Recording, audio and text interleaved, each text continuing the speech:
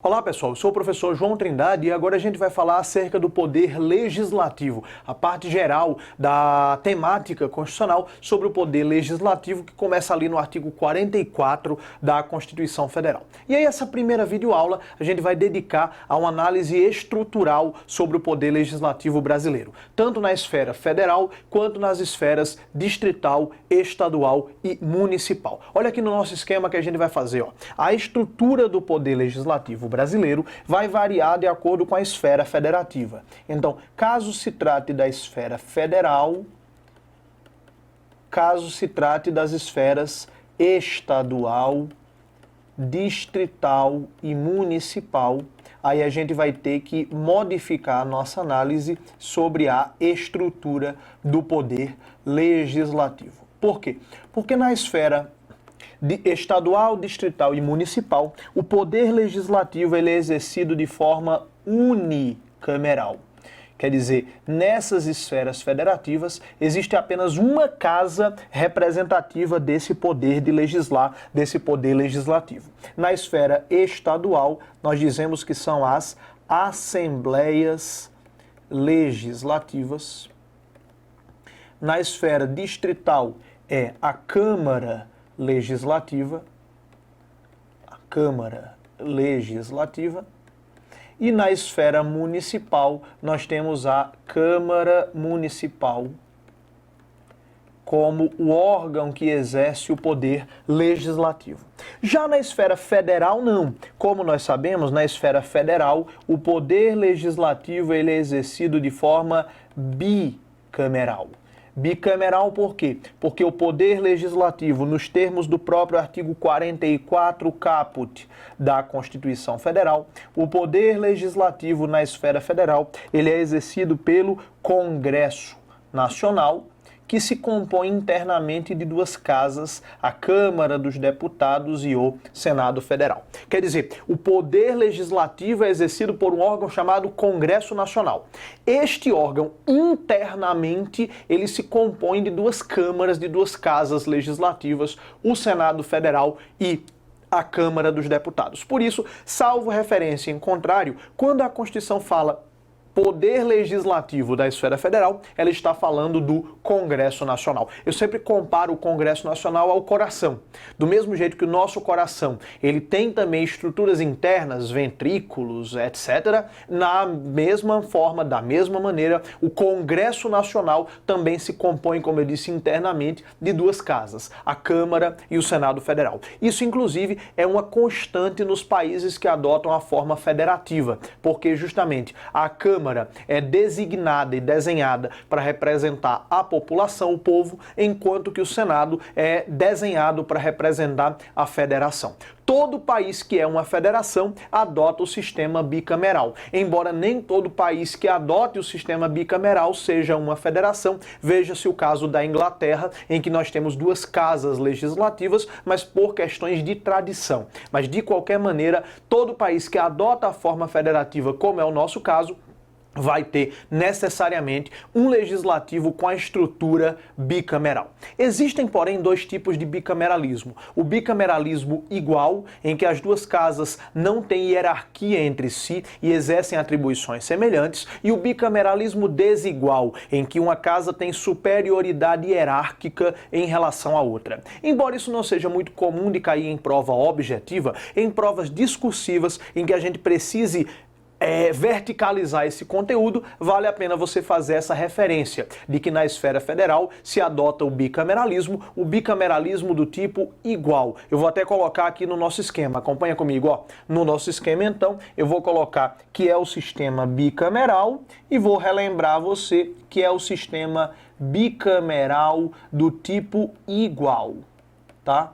Em que as duas casas têm atribuições semelhantes e não têm hierarquia uma em relação à outra. Isso não quer dizer, obviamente, que as duas casas sejam rigorosamente iguais, senão não haveria necessidade de um bicameralismo. O que a gente vai fazer a partir de agora é comparar exatamente a estrutura da Câmara dos Deputados com a estrutura do Senado Federal quanto a diversos critérios. O primeiro critério é a própria função de representação. É a própria função de representatividade que cada uma dessas casas exerce. Por quê? Porque a Câmara dos Deputados, ela representa o povo, enquanto que o Senado Federal, ele representa os estados e o Distrito Federal, ou seja, ele representa os entes que compõem a Federação Brasileira. Eu vou colocar aqui em linha com a Câmara, estados e Distrito Federal. É claro que isso daqui é uma diferença de simbologia, mas que também tem uma diferença do ponto de vista prático. Por exemplo, uma consequência prática interessante: projetos de lei de iniciativa popular na esfera federal começam necessariamente pela Câmara, diz o artigo 61, parágrafo 2º da Constituição. Por que um projeto de lei de iniciativa popular começa sempre pela Câmara? Porque é a Câmara que representa o povo. Por que uma PEC, uma proposta de emenda à Constituição, de iniciativa de mais da metade das assembleias legislativas, artigo 60, inciso 3º, começa sempre pelo Senado? Porque é o Senado que representa os estados e o Distrito Federal. Então, nós temos aqui uma diferença de representatividade, mas que, como eu disse, também se reflete numa diferença prática, especialmente em termos de processo legislativo. Isso daqui também se reflete na questão dos territórios federais. Por quê? A gente precisa lembrar que, apesar dos territórios federais hoje em dia não existirem, eles podem vir a ser criados por lei complementar federal, por lei complementar da União, artigo 33 da Constituição Federal. Caso venha a ser criado um território federal, nele haverá população. Mas ele não é ente federativo, ele é uma entidade meramente administrativa. Por isso, caso venha a ser criado um território federal, ele vai eleger deputados? Vai eleger um número fixo, diz a Constituição, de 4 deputados. Porque lá tem gente, lá tem povo. Mas ele não vai eleger nenhum senador, porque o Senado representa os entes da federação e os territórios federais são entidades meramente administrativas. Beleza? Então você vai vendo que uma coisa vai puxando a outra, né? Realmente, dessa primeira diferença, a gente tira várias outras distinções importantes entre a Câmara dos Deputados e o Senado Federal. Uma segunda diferença deriva justamente dessa primeira, é o número de membros por unidade da federação. Acompanha aqui no nosso esquema, ó.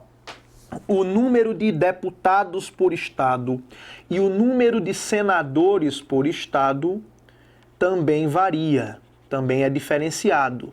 Então, o número de membros, deputados, se for na Câmara, senadores, que se for no Senado, por unidade da federação, por estado e pelo DF. Bom, eu vou começar pelo Senado, porque no Senado o número é fixo. É um número fixo porque são 3 senadores para cada unidade da federação. Então, não interessa a população, não interessa o poderio econômico, não interessa a extensão territorial.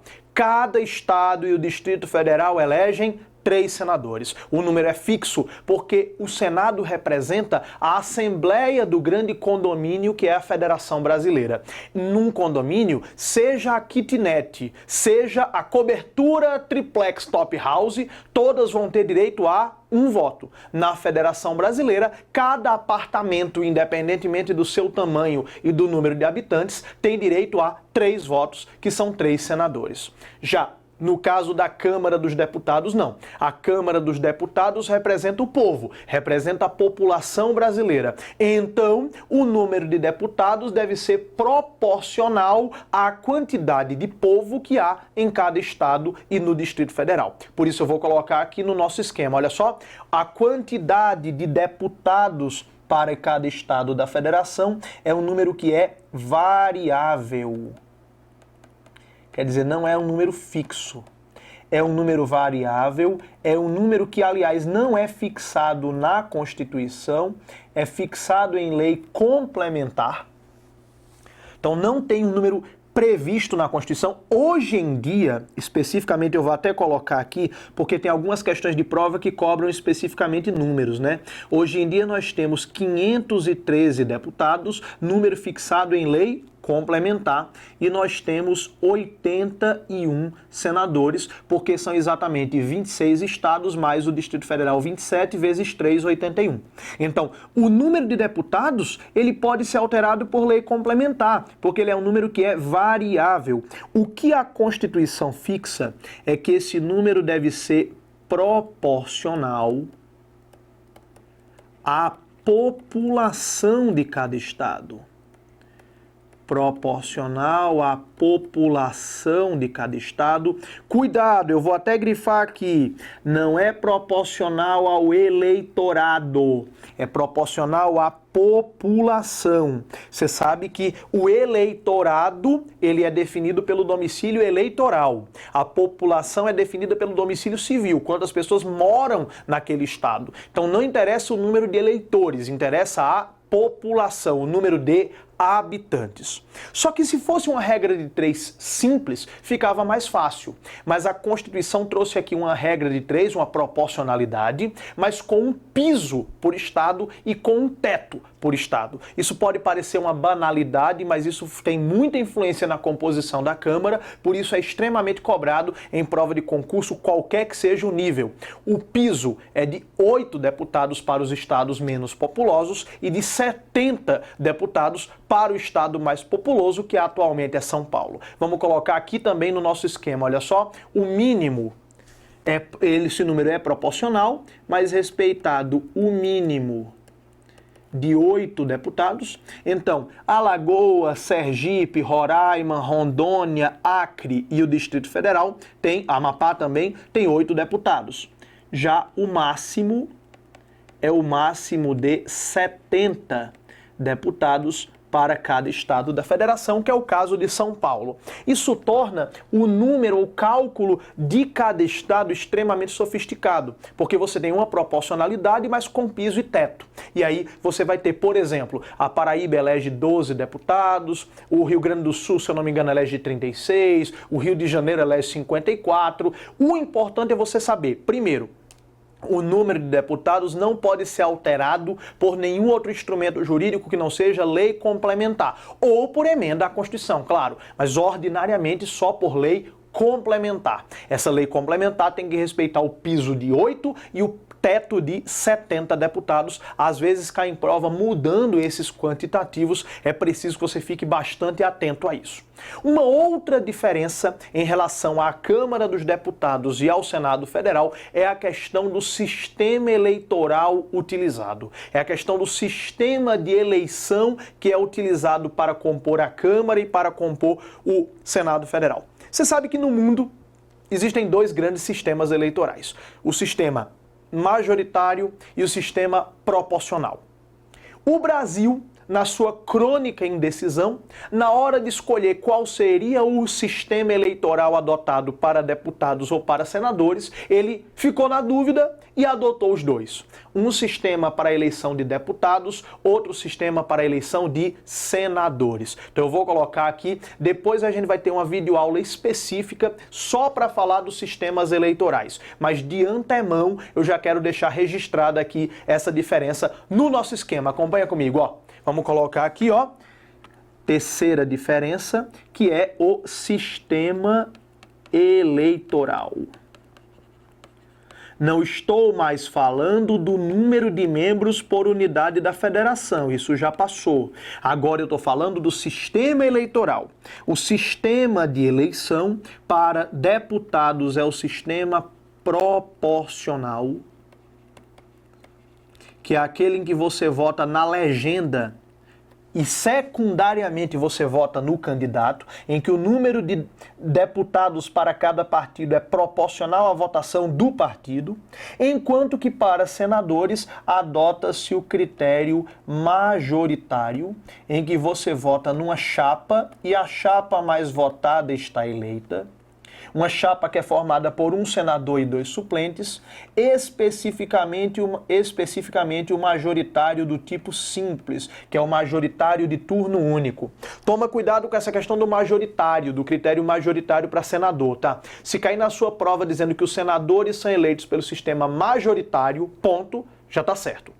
Se disser que são eleitos pelo sistema majoritário simples, Perfeito. Majoritário de turno único, maravilhoso. Só vai estar errado se disser que são eleitos pelo sistema majoritário absoluto, errado. Que é preciso ter a maioria absoluta dos votos, errado. Que é preciso ter a maioria absoluta em 2 turnos, errado. Ou se disser que o sistema é proporcional. Eu vou até colocar mais aqui no nosso esquema para complementar também isso daqui, ó. O sistema majoritário simples.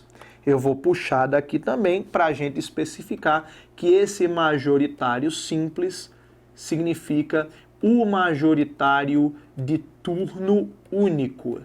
Você nunca vai ouvir falar de segundo turno para senador.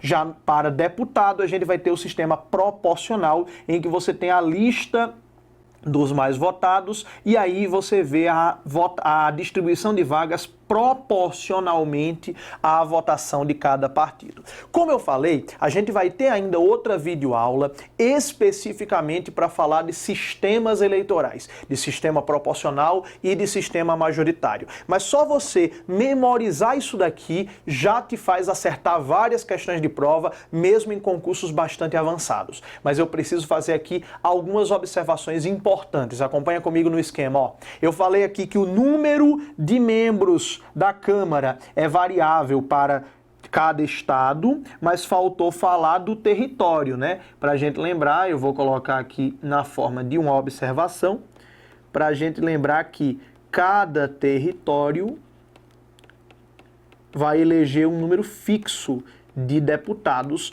se vier a ser criado, né? Então, cada território elegerá 4 deputados. Isso daqui, claro, se um território vier a ser criado, isso daqui está no artigo 45, parágrafo 2º. Outra coisa interessante é uma decorrência desse sistema eleitoral, que é a questão do suplente. Quem são os suplentes de deputado federal? Quem são os suplentes de senador? Bom, como para deputado nós adotamos o sistema proporcional, o suplente vai ser o próximo mais votado. O próximo mais votado não eleito, dentre os que não foram eleitos, daquela legenda. Quando a gente fala da legenda, nós estamos falando do partido ou coligação. Se você quiser aprofundar esse conceito, aí você vai lá e vê a videoaula sobre sistemas eleitorais. Mas de qualquer jeito, na eleição para deputado, o que eu tenho? Por exemplo, ó, temos aqui, eleição para deputado federal no Distrito Federal, que são 8 vagas. Aí, digamos, vou chutar, a coligação formada por, sei lá, partido X mais partido Y, essa coligação teve direito a 2 vagas. Aí, beleza, aí eu vou ver quem é que está eleito.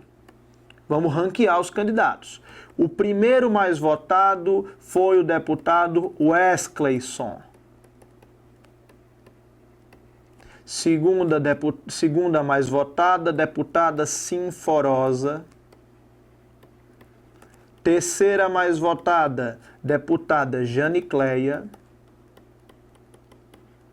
E quarto mais votado, deputado Everson. Beleza. Isso quer dizer quem é que está eleito aqui nessa história? Não foram 2 vagas? Então, beleza. Essa coligação teve votos o suficiente para preencher 2 vagas. Então, lá vai. Quem é que está eleito? O Wescleison está eleito, que foi o mais votado. Sinforosa está eleita porque foi a mais votada.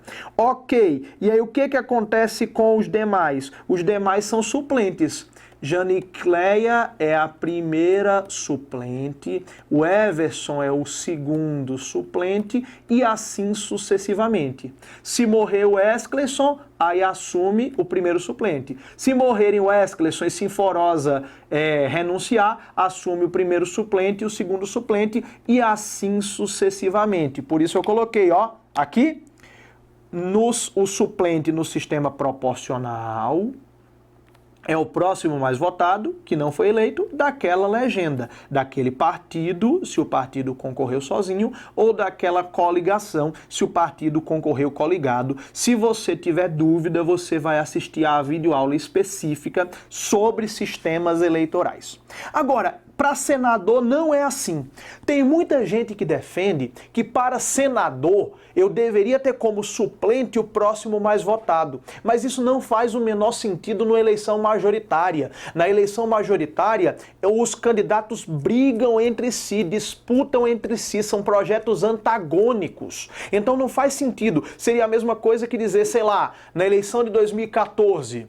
Dilma eleita, Aécio segundo colocado. Se a Dilma se licenciar, viajar, assume o Aécio. Não faz sentido. Na eleição majoritária, o suplente não pode ser o próximo mais votado, porque os candidatos disputam entre si. Então, como é que se definiu pelo Constituinte originário o suplente de senador? Cada senador já é eleito numa chapa, que é um senador e mais 2 suplentes. O problema é que ninguém lembra nem quem votou para deputado, nem para senador, quanto mais quem era o suplente de senador. Eu já deixei de votar em um candidato ao Senado porque eu sabia quem era o suplente dele e eu não gostava. Mas quantos por cento da população percebem isso? Você lembra em quem você votou para deputado ou senador na última eleição? Muito provavelmente não. Agora é aquela questão, o parlamento é o reflexo da sociedade. O problema é que a sociedade se olha no espelho, vê que é feia, aí fica com vergonha de si mesma. Mas o parlamento é o fiel espelho da sociedade brasileira. Nenhum parlamentar está lá eleito sem voto. Todos os parlamentares foram eleitos pelo voto direto da população brasileira. Mas é aquela história, enquanto a população não lembrar sequer em quem votou para deputado ou senador, a perspectiva de melhora não é exatamente uma perspectiva factível. Mas enfim, volta aqui, ó. Suplente então. Suplente no sistema majoritário, suplente não tem como ser o próximo mais votado. Preste bem atenção quando você for votar de novo para senador em quem são os suplentes, porque cada senador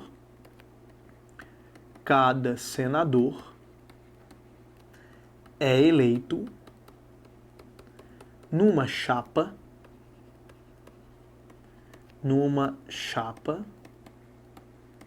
junto com 2 suplentes. É igual presidente, governador e prefeito. Quando você vota para presidente, já está votando naquela dupla, presidente e vice. Quando você vota para governador, já está votando naquela dupla, governador e vice. Quando você vota para prefeito, já está votando naquela dupla, prefeito e vice. Quando você vota para senador, já está votando naquele trio, senador, primeiro suplente e segundo suplente. Beleza? Outra diferença entre Câmara e Senado bem importante é a questão da idade mínima. Vamos colocar aqui no esquema, ó. Essa é bem tranquila. A idade mínima para deputado e senador também é diferente, né? Vou colocar um pouco mais para baixo aqui, senão vai ficar muito colado. Vamos botar aqui, ó, idade mínima.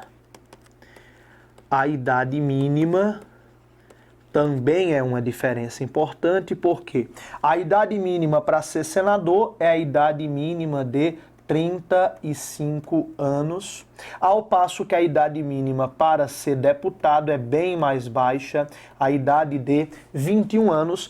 Em qualquer das duas situações, essa idade mínima, ela precisa estar prevista, ou melhor, precisa estar preenchida na data da posse. Só para vereador é que se exige a idade mínima na data do registro de candidatura. Todos os demais cargos precisam estar os candidatos com a idade mínima preenchida na data prevista para tomarem posse. E, finalmente, nós temos uma outra diferença, ou melhor, 2 outras diferenças, que são o mandato e também a renovação. Porque essas daqui são 2 diferenças que são, digamos assim, uma decorrência da outra. Quer ver? Então vamos botar aqui o mandato e a renovação. Como assim? O mandato de deputado é o mandato de 4 anos, ou seja, cada deputado é eleito para uma legislatura. Enquanto que o mandato de senador é o dobro. O mandato de senador é o mandato de 8 anos, o que significa que cada senador já é eleito direto para 2 legislaturas. O que é a legislatura? Legislatura, diz o artigo 44, parágrafo único, que legislatura é cada período de 4 anos que marca o funcionamento do Congresso Nacional. Então, por exemplo, a 55ª legislatura, a duração dela é de 1º de fevereiro de 2015 até 1º de fevereiro de 2019. Então, cada legislatura é um período de 4 anos, seja na Câmara, seja no Senado. É aqui que está a pegadinha. Aqui que está a sacanagem, aqui que está a peludez de coração da banca elaboradora. Legislaturas são sempre 4 anos, seja na Câmara, seja no Senado. A diferença é, na Câmara, os 513 deputados são eleitos para um mandato de 4 anos, o mandato deles equivale a uma legislatura, 4 anos. No Senado, não. No Senado, cada senador já é eleito para um mandato equivalente a 2 legislaturas, ou seja, 8 anos. Sabe, você já sacou, né? Já sacou qual é a pegadinha que a banca vai botar na tua prova, né? A banca vai botar assim: enquanto uma legislatura na Câmara dura 4 anos, uma legislatura no Senado dura 8. Não é não. Legislatura são sempre 4 anos, seja na Câmara, seja no Senado. A diferença é, na Câmara, mandato, uma legislatura, 4 anos, no Senado, mandato, 2 legislaturas, 8 anos. Isso vai levar a uma diferença em termos de renovação dos mandatos, que eu vou colocar aqui também no nosso esquema. Acompanha comigo, ó. Há uma diferença de renovação, por quê? Na Câmara, o mandato dura 4 anos, que equivale a uma legislatura, então não tem problema. A renovação, ela é total a cada 4 anos. Claro que quando a gente fala renovação total, é a renovação dos mandatos, né? Renovação dos mandatos, não necessariamente das pessoas, porque você há de se lembrar que no poder legislativo não há limite de reeleição. A pessoa pode ser reeleita quantas vezes o povo quiser, o povo permitir. Mas a cada 4 anos renovam-se todos os 513 mandatos de deputado para uma nova legislatura. No Senado não é assim, porque no Senado o que eu tenho? Eu tenho mandatos de 8 anos e eleição a cada 4. O único jeito de compatibilizar isso é a renovação sendo sempre parcial. Olha aqui comigo no esquema, ó. A renovação de mandato de senador é sempre parcial. Nunca vão ser renovados os 81 senadores de uma vez só. Renovação sempre parcial, inclusive a Constituição prevê que é alternadamente por 1 e 2 terços, quer dizer, por 1 terço e 2 terços. Ora, o que isso quer dizer? Por exemplo, vamos colocar aqui, ó, eleição de 2006. Eleição de 2006 foi para uma vaga de senador. Cada estado renovou uma vaga de senador, o que quer dizer que foi renovado 1 terço. Na eleição de 2010, nós tivemos 2 vagas de senador. Cada estado elegeu 2 senadores, isso quer dizer que foram renovados 2 terços do Senado. E sempre alternadamente. Então, em 2014, nós elegemos apenas 1 senador, foi renovação de 1 terço. 2018, 2 senadores, renovação de 2 terços, e sempre assim alternadamente. 2022... a gente vai ter de novo só uma vaga de senador. Você vê, é sempre 1, 2, 1, 2, 1, 2. Como é 1 de 3, é 1 terço. Como é 2 de 3, 2 terços. Beleza? Então nós temos aqui essas diferenças importantes entre a Câmara dos Deputados e o Senado Federal. Eu vou pedir para você jogar aqui na tela, ó, para a gente dar aquele print screen. E aqui nós temos um belo panorama das diferenças entre a Câmara dos Deputados e o Senado Federal. Beleza? Na próxima videoaula a gente continua falando acerca do poder legislativo. Até lá!